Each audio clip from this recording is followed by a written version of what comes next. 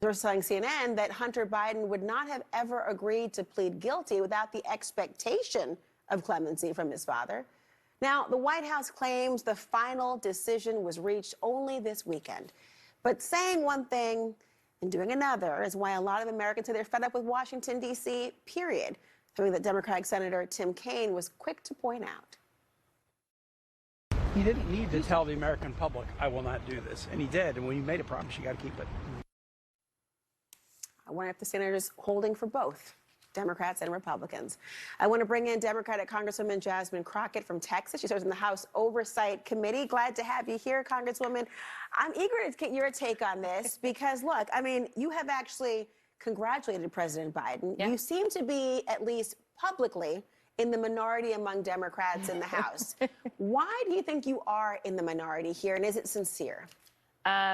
First of all, it is sincere. And, you know, I can't say why my colleagues are acting the way that they are. I can say that the American people are tired of us bringing a butter knife to a real fight, a real war. And the reality is that, you know, a lot of my colleagues, even if they are lawyers, they've never practiced law. They've never actually been in a courtroom, something that you've done before. And Laura, you and I haven't rehearsed this, and I'm not supposed to do this because, you know, we're never supposed to ask a question you don't know the answer to. But chances are, I'm going to go out on a limb and say you've never prosecuted anyone who was a drug addict and they filled out an application to get a gun before.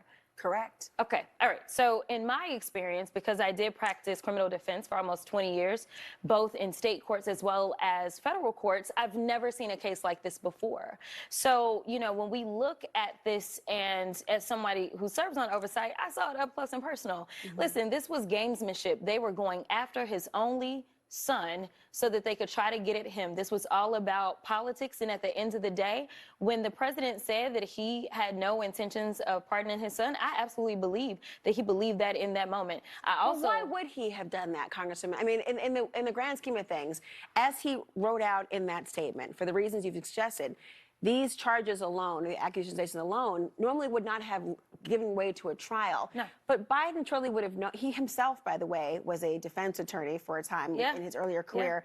He himself would have known how this all worked, so to speak. Why wouldn't he have given himself some room to even equivocate? Why would he have said so definitively if that might have been in the future? I can't tell you why he did it. I can tell you that at the time that he said it, though, he was, number one, the Democratic nominee to go after a second term.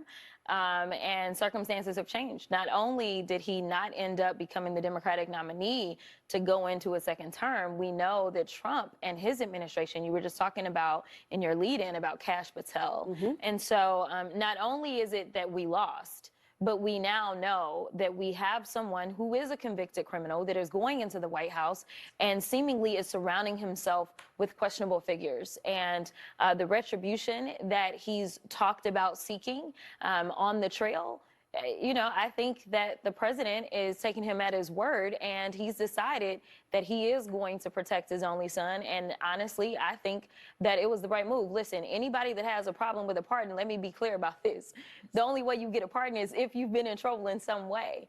And so, you know, at the end of the day, there are really bad folk that Trump decided that he would pardon when he was going through his first presidential when he served in his first presidency.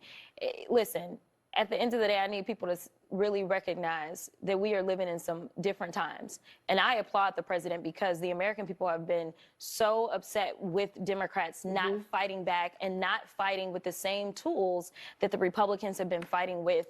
And we know that the Supreme Court has done what? Given immunity. His own lawyers argued to the Supreme Court that he should be allowed to have SEAL Team 6 go out and kill somebody. So for they have said that there is some form for official conduct and acts. Really quickly, though, Democrats have been accused of seeking the moral high ground, even at their own expense. Are we seeing a shift now where Democrats are no longer bringing that sort of butter knife and are just going to say, listen, we're going to fight in the way that perhaps they expect Republicans to? I don't see the shift. You just said I'm in the minority. But my question was about you being sincere. It wasn't whether you were sincere. But are there others behind closed doors who actually feel just like you do and are saying in front of cameras, this is unbelievable. I can't imagine this ever happening. No, I think that others that feel the way that I feel, they're actually quiet. I think the ones that are out front saying what they're saying, they really believe what they're saying. Why are they quiet?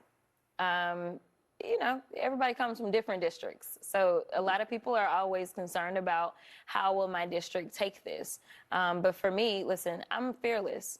At the end of the day, I do believe in democracy. If my district ever feels as if I'm not representing an authentic voice for them, then they will vote me out.